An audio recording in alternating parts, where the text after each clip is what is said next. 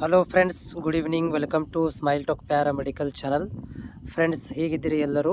ನೀವೆಲ್ಲ ಕೂಡ first year ಮತ್ತು ಸೆಕೆಂಡ್ ಇಯರ್ ರಿಸಲ್ಟ್ಗೆ ನಾವು ವೇಟ್ ಮಾಡ್ತಾ ಇದ್ದೀವಿ.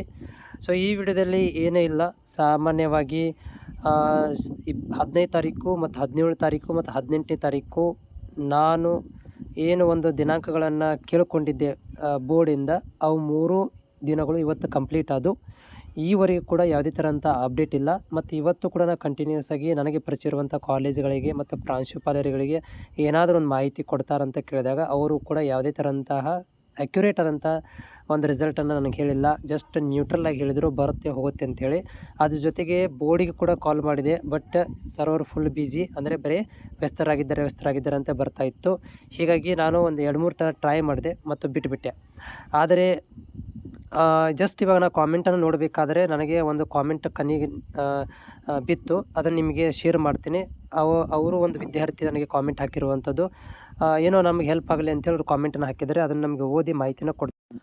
ಸೊ ಇಲ್ಲಿ ನಾನು ಲೇಟಾಗಿ ನೋಡಿದೆ, ವರ್ಕಲ್ಲಿ ಬ್ಯುಸಿ ಇರೋದ್ರಿಂದ ಇದನ್ನು ಲೇಟಾಗಿ ನೋಡಿದೆ ಕಾಮೆಂಟನ್ನು.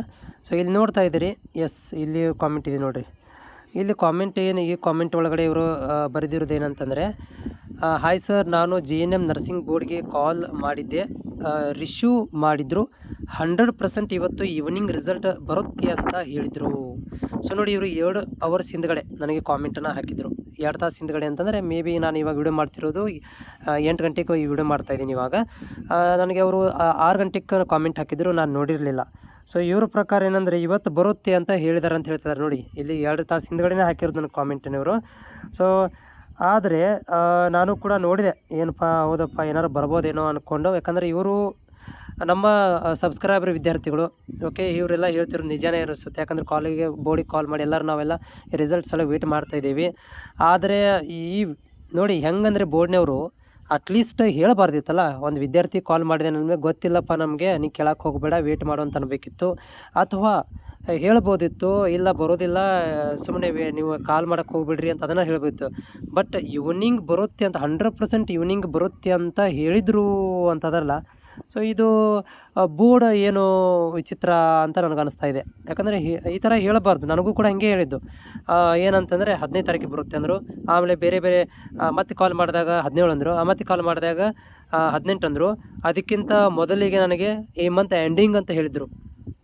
ಹೋದ ಅಚ್ಚಿ ವಾರದಲ್ಲಿ ಹೇಳಿದಾಗ ನನಗೆ ಮಂತ್ ಕೊನೆ ವಾರದಲ್ಲಿ ಬರುತ್ತೆ ಅಂತ ಹೇಳಿದರು. ಡೇಟ್ ಕೇಳಿದಾಗ ಕಾಲ್ ಕಟ್ ಮಾಡಿಬಿಟ್ರು. ಈ ರೀತಿ ಹೇಳೋದ್ರಿಂದ ವಿದ್ಯಾರ್ಥಿಗಳಿಗೆ ಕನ್ಫ್ಯೂಷನ್ ಆಗಿಬಿಡುತ್ತೆ. ವೇಟ್ ಮಾಡ್ತಿರ್ತಾರೆ. ಕ್ಲಿಯರಾಗಿ ಕಾಲ್ ಮಾಡಿದಾಗ ಅವ್ರು ಹೇಳಿಬಿಡಬೇಕಿತ್ತು, ಇಲ್ಲ ಸ್ವಾಮಿ, ಇದು 100% ಬರೋದಿಲ್ಲ, ನೀನು ವೇಟ್ ಮಾಡಿ ಅಂತ ಎಷ್ಟು ಹೇಳಿಬಿಟ್ಟಿದ್ರೆ ನಡೀತಿತ್ತು. ಬಟ್ ಇದು ಒಂದು ಕಾಮೆಂಟ್ ಬಂದಿರುವಂಥದ್ದು. ಬಟ್ ನನ್ನ ಪ್ರಕಾರ ರಿಸಲ್ಟ್ ಅಂತ ಇವತ್ತಂತೂ ಬರೋಂಗಿಲ್ಲ ರೀ. ನಂದು 3 ದಿನದ ವ್ಯಾಲಿಡಿಟಿ ಮುಗೀತು ನಂದು ಇವತ್ತಿಗೆ. ಯಾವಾಗ ಬರುತ್ತೆ ಅದು ನಿಮ್ಮ ಕಾಲೇಜಲ್ಲಿ ನಿಮ್ಮ ಗ್ರೂಪ್ಗಳಿಗೆ ಹಾಕ್ತಾರೆ ಅವರು ಕಾಲೇಜ್ನವರು ಲಿಂಕನ್ನು, ಅವಾಗೇ ನೋಡ್ಕೊಳ್ಳೋಣ. ಈಗಂತೆ ಸರ್ವರ್ ಅಂತ ಫ್ರೀನೇ ಇಲ್ಲ, ಎಲ್ಲ ಕಂಪ್ಲೀಟಾಗಿ ಫ್ರೀನೇ ಇದೆ. ಅದು ಬಿಸಿ ಆದಾಗ ಗೊತ್ತಾಗುತ್ತೆ.